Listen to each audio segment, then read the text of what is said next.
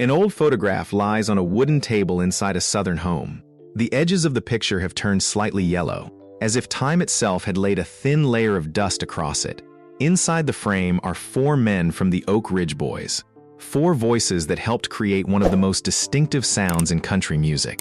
And yet, strangely enough, the viewer's eyes are often drawn to one man first. The long hair, the white beard, a face that looked partly like an old mountain man, and partly like a storyteller who had stepped out from the distant roads of America. That man was William Lee Golden. Many people remember him instantly because of that appearance. One quick glance, and they knew he was the white-bearded man from the Oak Ridge Boys. But if people stopped only at the beard, they would miss almost the entire story. Because behind that unforgettable image was a life far more layered than it first appeared. There was an Alabama boy who grew up surrounded by gospel, church, and family songs. There was a man who helped carry the Oak Ridge Boys from their southern gospel roots to the heights of country music. There was a member who stood in the legendary lineup for more than 20 years, and then, one day, had to leave the very place that had made his name. And there was also a father, late in life, forced to face the pain of losing a son, the kind of loss no song can ever fully soothe. William Lee Golden did not live only inside applause. He also lived through years of being misunderstood, family absences, fractures that were not easy to name, and returns that only truly mattered after a man had passed through pain. Some people look unshakable from the outside, but life forces them to rise again, quietly, more than once. Golden was one of those people. And to understand why a man could pass through so many cracks in life and still keep singing, we have to go back to Alabama, the place where music came to him before he even understood what fame meant. Brewton, Alabama, in 1939, was not the kind of place where people easily imagined a future face of country music would begin. It was a southern land of small roads, wide fields, church gatherings, and families who lived closer to the soil than to any kind of spotlight. William Lee Golden was born on January 12, 1939, into a farming family in rural South Alabama. His father was a farmer, a man whose life was tied to cotton fields, peanut fields, and the hard rhythm of farm life near the Alabama-Florida line. So Golden's childhood was not wrapped in comfort. It was made of dirt, sweat, long days in the fields, and the very clear understanding that a person had to work hard if he wanted to stand on his own feet. But inside that home, music was also present as part of the family's blood and breath. It was not a luxury saved for special nights. It lived in church, in hymns, in the voices of relatives, in the family gatherings after a long day of labor. For Golden, music in the beginning was not a road toward fame. It was the way his family breathed through difficult years. By the age of 7, Golden was already singing with his sister Lynette on their grandfather's weekly radio program. You can almost picture a country boy standing before a small microphone, his hands still awkward, his voice still young, but his eyes already serious, as if he understood that this moment mattered more than a child's game. There were no titles around him, no charts, no long touring buses, only family, a local radio station, and the simple belief that a singing voice was a gift God had placed inside a person's life. That childhood helped shape William Lee Golden's later baritone. His voice was low, warm, unshowy, like the firm layer of earth beneath a song. He did not sing like someone trying to take over the whole room. He sang like someone who understood the value of a foundation, of family, of lasting things built from the very beginning. In 4-part harmony, a voice like that is deeply important. The listener may not always name it first, but without it, the entire song loses its depth. Some artists are made from the ambition to stand at the center. William Lee Golden was different. He was made from fields, from church, from his father's working hands, from family singing, and from a rural place that taught him that before a man has fame, he must have roots. From those first sounds, Golden gradually stepped onto a professional path, where he would find not only a career, but also a musical family that would stay tied to him for decades. When William Lee Golden stepped into the professional world, he did not carry the image of a man who wanted to stand alone at the center. He carried what had been shaped in those Alabama years.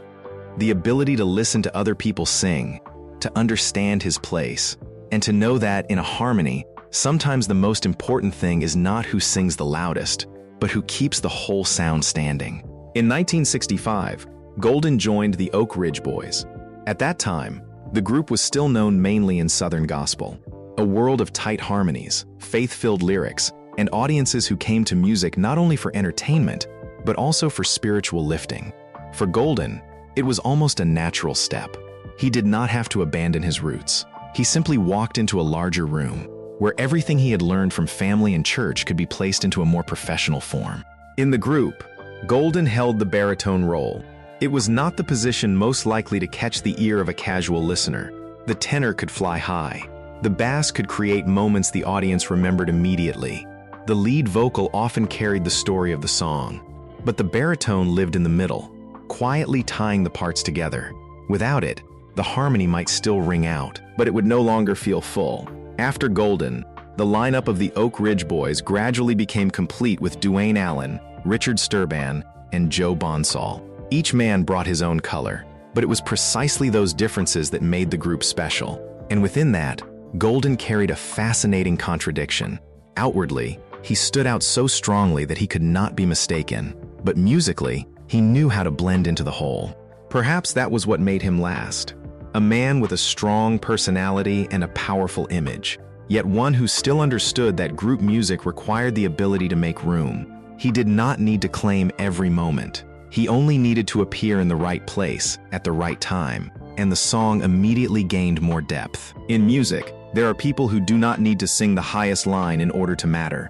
They hold the foundation, and that foundation is what keeps the whole song standing. But if the Oak Ridge Boys had remained only in Southern gospel, they might never have become the phenomenon that America later came to know. Then the group had to face a major choice: to keep living in the familiar world, or to carry the harmony forged in church into the wider current of country music. For many of their early years, the Oak Ridge Boys belonged to the world of Southern gospel. That was where they were loved, trusted, and seen as men who brought the sound of the church to the public. For a group that already had a place of its own, change is never simple.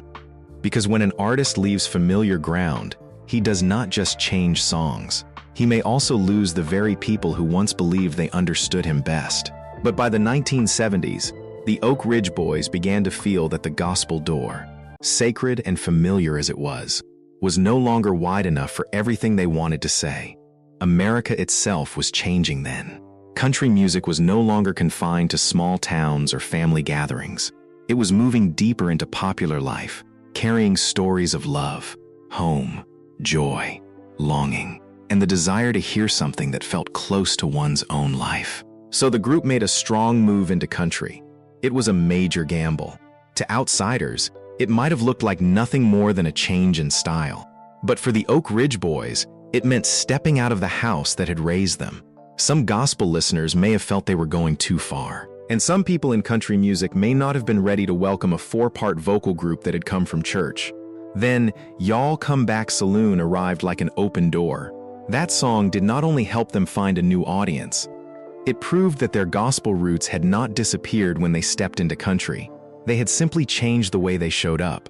William Lee Golden and the other members carried with them their most valuable possession: harmony shaped by faith, by discipline, and by years of singing as one body. That was what made the Oak Ridge Boys unlike any other country group. They could sing about love or America, but their sound always carried a feeling of community, as if 4 men were lifting a story together, rather than one man telling it alone. Being loyal to one's roots does not mean standing still. Sometimes, to preserve the original soul, a person must be brave enough to carry it into a new place. And when the door to country opened, the Oak Ridge Boys found more than success. They entered a period when songs, image, and popular culture became one. By the late 1970s, that gamble began to answer with hit records. The Oak Ridge Boys were no longer a gospel group trying to step into country. They had truly found their place in American music, a place where songs could play inside cars, living rooms, family gatherings, and make listeners feel as if they were hearing a piece of their own lives. After Y'all Come Back Saloon, the group continued to rise with I'll Be True to You, leaving Louisiana in the broad daylight, and then Trying to Love Two Women. Each song opened another door. They were no longer just a gospel group crossing into country. They became one of the most distinctive vocal groups in the genre. 4 men, 4 vocal colors, one sound that carried joy, depth, and a very American warmth. Then, in 1981, Elvira arrived. That song was like a spark, catching exactly the right air of its time. The unforgettable low bass part, the easy-to-remember melody, the playful spirit, and the energetic performance pushed Elvira beyond the borders of traditional country. It was not just a hit, it became a phenomenon. People who did not usually listen to country came to know the Oak Ridge Boys. Younger audiences began to recognize those 4 faces. And among those 4 faces, William Lee Golden emerged as an image no one could mistake. The long hair, the white beard, a presence that felt wild and gentle at once, like someone living just outside the edge of time. Golden did not need to say much to draw attention. He only had to stand there, within the group, and people remembered him. After Elvira, the heat continued with Bobbie Sue. Then American Made brought the Oak Ridge Boys even closer to the mainstream image of America in the early 1980s. Proud, familiar, colorful, and easy to sing along with. Thank God for Kids touched a softer emotional place where the group did not only bring joy, but also made listeners think about family, childhood, and the simplest things in life. What mattered was that this success did not belong to just one man. Duane Allen brought a steady lead voice, like someone guiding the story forward. Richard Sturban created bass moments that audiences waited for. Joe Bonsall brought brightness, height, and energy. And William Lee Golden placed beneath it all a warm, deep layer. If the Oak Ridge Boys were a house, Golden was like the dark wood in the room. Not the brightest thing in sight, but the thing that made everything feel warmer. He was not always out front. He did not need to claim every line. But when that baritone entered at the right place, the group's sound immediately gained weight. Some artists are remembered because they explode. Golden is remembered because he gave a song earth, shade, and the feeling of a life already lived. In a group living at the peak of success, that role could seem quiet at times, but it could not be replaced. But when a group passes through too many years of success, the hardest thing is not always finding another hit song. Sometimes, the hardest thing is whether 4 people can still hear one another after all the travel, the pressure, the expectations, and the quiet differences that slowly grow over time. For the Oak Ridge Boys, the early 1980s were a brilliant period. They had beloved songs. They had a clear image. They had a secure place in country music. But behind those harmonies that seemed so perfect, real life was not always as harmonious as the music. In 1987, William Lee Golden left the Oak Ridge Boys. Steve Sanders was brought in to replace him. To the public, it may have looked like just a lineup change. One name left, another name appeared. But for Golden, it was a very deep cut. He had been in the group for more than 20 years. He had not only contributed his voice, he had contributed image, personality, color, and part of his own soul to the sound that made the Oak Ridge Boys different. The white beard, the long hair, the look of a mountain storyteller. All of it had become so closely tied to the group that many fans found it hard to imagine the Oak Ridge Boys without him. So when Golden was no longer standing in that lineup, what he lost was not only a tour schedule or a place on stage. He lost part of his identity. A man who had once belonged to a musical family suddenly had to stand outside the very circle he had helped create. The accounts repeated over the years suggest that the period carried many tensions, gaps in communication, differences in personality, private life fractures, and clashes over the group's direction. Golden was a man with a very strong image and a distinct personality. The Oak Ridge Boys, on the other hand, were a collective that needed stability, discipline, and agreement. When those things no longer moved together, the separation became a difficult but almost unavoidable result. What is worth saying is that in a vocal group, harmony does not exist only in the notes.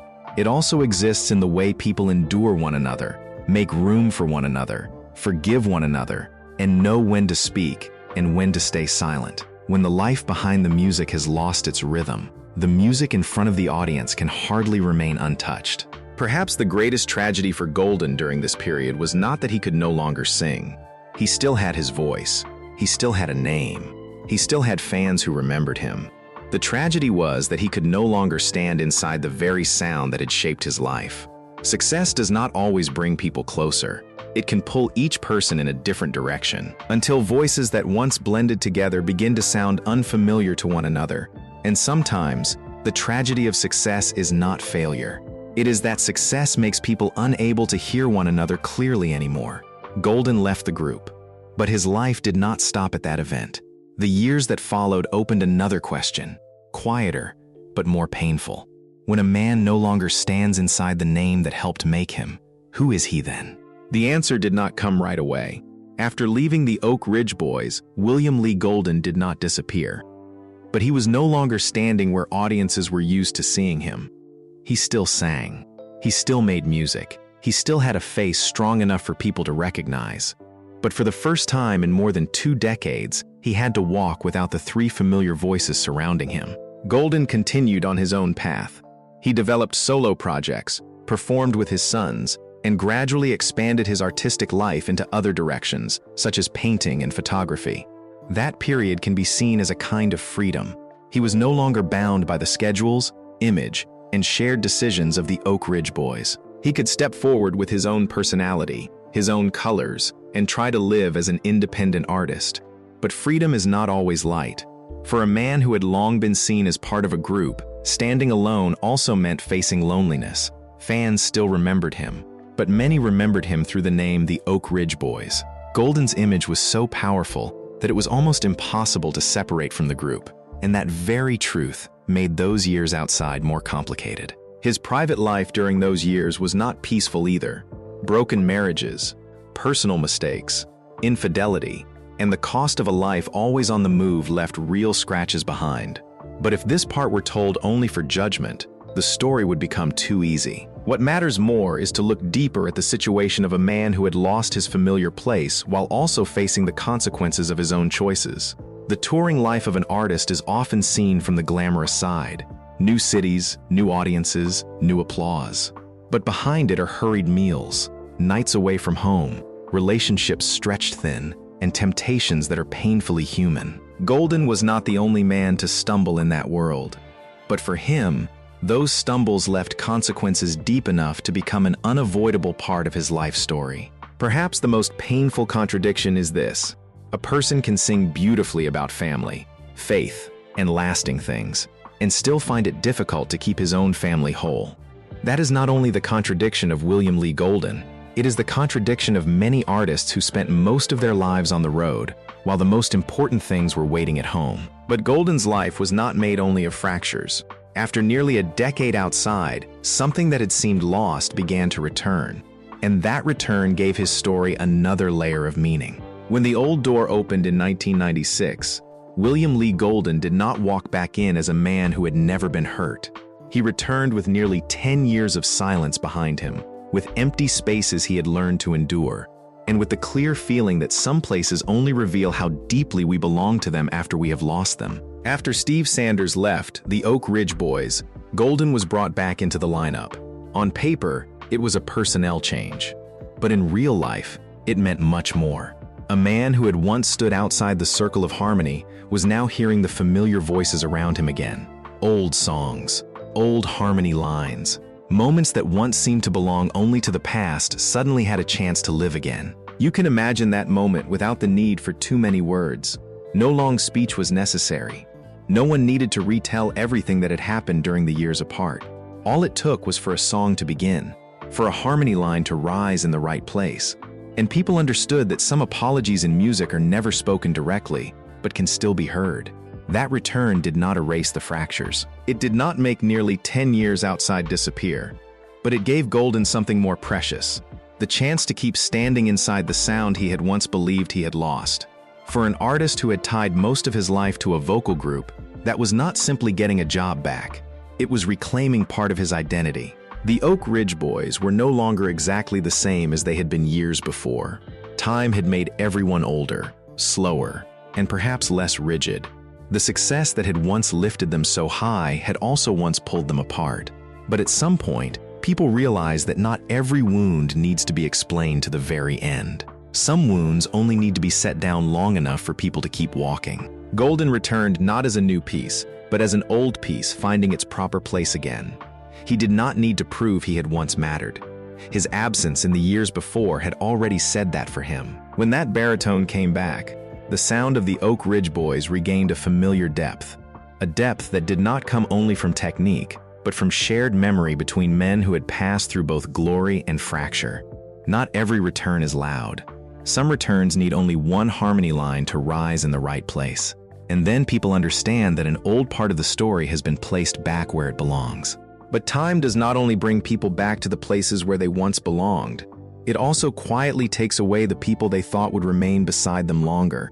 For William Lee Golden, the summer of 2024 became one of the heaviest chapters of his life. On July 1st of that year, his son, Rusty Golden, passed away at the age of 65. Rusty was not only Golden's eldest son, he was also a musician, a singer, a man who had grown up beside music, followed a path his father had opened, and later became part of the family project William Lee Golden and the Goldens. Some losses can be told through dates, but some losses, no matter how many times they are spoken aloud, still cannot express their full depth. Losing a place in a group is painful. Losing a marriage is painful. Losing years that can never return is painful. But losing a child is another kind of pain. It no longer belongs to career, fame, or the right and wrong choices in life. It reaches straight into blood and bone. For Golden, a man who had lived more than 80 years, that pain arrived at a time when he may have thought he already understood enough about goodbye. He had left the group. He had returned. He had watched music change, audiences change, and friends from his generation slowly disappear. But no experience can prepare a father for the moment he must say farewell to his child. And then, only a few days later, another loss arrived. Joe Bonsall, the longtime tenor of the Oak Ridge Boys, passed away after his battle with ALS. Joe was not only a member of the group, he was a man who had stood beside Golden through decades of touring, through hit songs, through days of glory, through fractures and a return. If Rusty belonged to Golden's family by blood, then Joe belonged to another kind of family. A family created by music, by long roads, and by thousands of times singing together before the public. So the year 2024 felt like a double blow to William Lee Golden's heart. On one side was his own son. On the other was his musical brother. Two different losses, but both touched the deepest parts of his life: family and the Oak Ridge Boys. When a man is in his 80s, people often assume an artist like Golden has already passed through the roughest storms. But life does not operate like a song arranged in advance. Some low notes arrive very late, when a person is no longer young enough to fight them with ambition, work, or constant motion. Perhaps what makes Golden's image in old age so moving is not only that he still continues to appear with music, it is that he continues after having had to say goodbye to people so close to his heart. He no longer sings only with the memory of youth. He sings with the weight of names that are no longer present. An artist's legacy is not found only in hit songs or years of success. It is also found in the way they continue to live after losses that no song can make lighter. And it is after those losses that William Lee Golden's current life becomes more than the story of an older artist still continuing to sing. It becomes the image of a man trying to hold on to memory with everything he still has: his voice, his family, the road, and the photographs he has taken along the way. Now in his 80s, Golden remains connected to the Oak Ridge Boys during the American-made farewell tour. The lineup is no longer intact the way it was during the Golden years. Joe Bonsall no longer stands in the familiar tenor position, and Ben James is the one who continues that vocal part in the group's final years. But Golden is still there, holding the baritone role that has followed him through almost his entire life. His voice may no longer carry the same youthful power it had when Elvira made all of America sing along, but it carries something youth cannot have: the weight of time. Outside music, Golden lives with his wife, Simone, in Middle Tennessee. His life today does not revolve only around performance schedules. It also includes family, the project William Lee Golden and the Goldens, painting, photography, and quieter ways of preserving his own life. The photo book Golden Memories was born as part of that memory. Landscapes he captured while touring, roads, trees, rooftops, and pieces of sky that an artist had seen during all the years he traveled across America. You can imagine a quiet morning inside a southern home. On the table, There are no gold trophies or platinum records. Instead, there are a few landscape photographs, an empty road, a distant line of trees, a small roof seen through the window of a tour bus. An old man with silver hair sits there, looking back at those images, as if he is looking back at the very country he crossed with his voice. William Lee Golden is not only the white-bearded man from the Oak Ridge Boys, he is the baritone voice that helped shape the group's sound. He is a visual symbol of country music. He is the man who was once separated from the place where he belonged, and then was allowed to return. He is a father carrying the grief of losing a son, and he is an artist who still continues to preserve memory while many of his generation have already stopped. Some artists do not need to stand at the center of every story in order to remain valuable. Golden is that kind of man. He stands inside the harmony, inside the family, inside the photographs, inside the old songs. And in that way, he remains. If you have ever listened to the Oak Ridge Boys, what do you remember most about William Lee Golden? His warm baritone voice, the image of the white-bearded man, or a song that has stayed with you through many years of life? Share your thoughts below, because some artists only truly continue to live when the audience keeps saying their names.